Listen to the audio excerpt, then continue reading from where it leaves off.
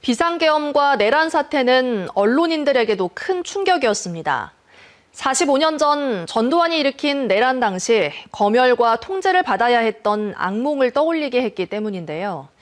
1년 전 그날은 사실을 사실대로 알린다는 것의 소중함을 다시금 되새기는 시간이기도 했습니다. 김철원 보도본부장이 전합니다. 비상계엄이 내려진 1년 전 오늘 밤 한국의 모든 언론사들은 기자들을 회사로 비상 소집했습니다. 저도 그날 밤 회사로 달려나왔습니다. 그러면서 보았던 광주 시내의 모습. 평소보다 유독 한산했던 길거리 풍경은 물론 안개가 자욱기 끼쳐오던 밤 거리의 스산한 냄새가 여전히 생생합니다. 계엄군이 새벽부터 광주 MBC에도 들이닥쳐 5.18 때처럼 보도 검열을 시작할 것이 명확했습니다. 다른 언론사들도 마찬가지였지만 광주 MBC의 긴장감은 더욱 컸습니다. 5.18 때 제대로 된 보도를 못해서 시민들에 의해 사옥이 불탔던 일 때문이었습니다. 당시 언론으로서 책임을 다하지 못했습니다.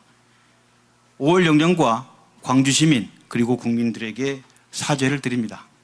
더욱이 지난해 5.18 때 왜곡 보도를 44년 만에 시민들에게 공식 사과를 해놓은 지 불과 2달도 안 된 터였습니다. 사과 방송을 한 지 2달도 되지 않은 마당에 광주 MBC 선배들이 맞닥뜨려야 했던 계엄과 검열을 다시 현실로 마주하게 된 셈입니다. 44년 전 오판을 되풀이하지 않겠다고 다짐했지만 막연하게 들었던 계엄이 막상 현실로 닥쳐오자 검열과 보도 통제에 어떻게 대처해야 할지 두렵고 떨리는 마음이 든 것도 사실이었습니다. 그래서 5.18 당시 목숨을 걸고 사실을 취재해 기록으로 남겼던 기자 선배들의 용기가 새삼 다르게 다가왔습니다. 역사는 기록 아니겠습니까? 그래서 공수부대 만행 사진 이런 것을 우리가 19일날 신문에 못 실으니까 저희 부장한테 얘기를 해서 또 다른 사람한테 여러 사람한테 얘기하면 소문이 나면 저는 끌려가게 돼 있거든요. 그 사진을 AP통신하고 UPI통신을 해서 애국에 알려드렸습니다. 이처럼 목숨을 걸고 취재한 기자들도 있었고 사실을 알릴 수 없다면 제작을 거부하겠다는 언론인들도 많았습니다. 1000명에 가까운 언론인들이 해직이나 투옥 등 자신의 삶으로 광주 항쟁의 진실을 알리고 자신의 양심을 지켜나갔습니다. 당시는 이들이 패배한 것처럼 보였지만 시민군 대변인 윤상원의 말처럼 역사에서의 승리는 전두환이 아닌 이들 해직 언론인들이 거두었습니다. 진실을 보도해야 된다. 시민들에게 알려야 된다. 그런 일념으로 저희들이 모여서 농성을 하고 선언문을 낭독하고 그랬었던 거거든요.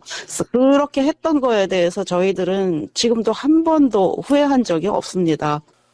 전두환은 44년 전 전화 등 모든 통신을 끊고 언론을 동원해 광주를 고립시켰습니다. 광주 학살의 진실이 광주 밖으로 알려지는 것이 두려웠기 때문이었습니다. 하지만 광주 시민들은 모든 수단을 동원해 광주 항쟁의 진실을 알리고자 애를 썼습니다. 광주 시민 여러분, 여기는 대학생 수석대책위원회 방송반입니다. 지난 45년간 광주 항쟁의 본질은 어쩌면 진실을 감추려는 전두환과 진실을 알리려는 광주 시민들의 지난한 투쟁이었는지도 모릅니다. 영화 택시 운전사가 그 부분을 잘 표현했습니다. Are you a reporter? Yes, I'm a reporter. 우리를 찍어주려고 독일서 기자님이 오셨구만이라. 국민의 군대가 자국민에게 총을 쐈다는 충격이 44년 뒤 국회에 난입한 계엄군들의 방아쇠를 머뭇거리게 했듯 광주 시민들의 저항이 44년 뒤 전 국민들에게 용기를 줬듯 그리고 불탄 광주 MBC와 해직 언론인들이 보여준 역사에서의 승리가 후배 언론인들에게 교훈과 귀감이 돼 윤석열의 내란에 맞설 힘을 준 것입니다. 이것이 바로 한국의 민주주의가 위기에 처할 때마다 광주가 꺼지지 않는 민주주의의 등대로서 앞으로도 계속 소환될 수밖에 없는 이유일 것입니다. MBC 뉴스 김철원입니다. 언제 어디서나 내 손 안의 뉴스. 광주 MBC 뉴스 유튜브 구독으로 함께하세요.